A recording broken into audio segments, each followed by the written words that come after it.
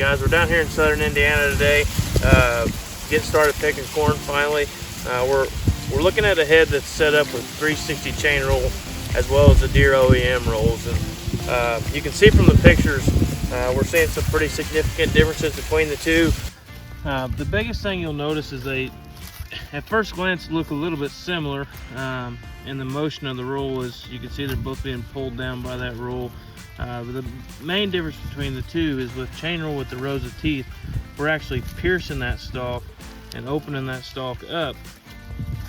So you can see that the rind is pierced and it's opened up to that pith that those microbes, moisture, oxygen, different things can get into that stalk and start that breakdown process, as well as being splintered from the end.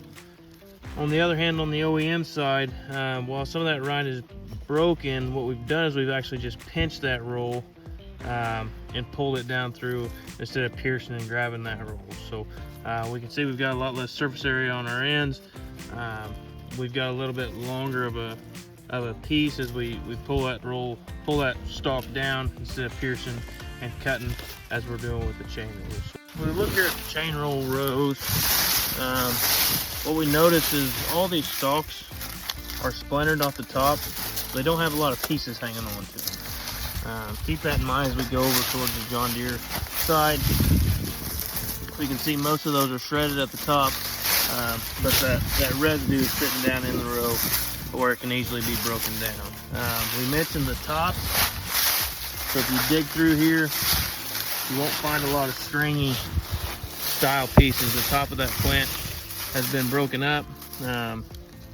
See, here's part of the top of the plant, but chain roll's done a good job of processing that entire stalk instead of just the bottom portions where it's a little bit thicker. Now if we go over to the OEM side, we can see what we've got. We've got a pretty good long piece of stalk here that's been in the top of the plant. We can also see as we look at these stalks on the ground, we can find several stalks that still have pieces hanging on. So that residue isn't going to be quite as easily processed. There's another top of the plant that hasn't been processed by the head, just been pulled down through. So we've got some more residue attached here to the stalk sticking up. So some of the main differences we see between the two.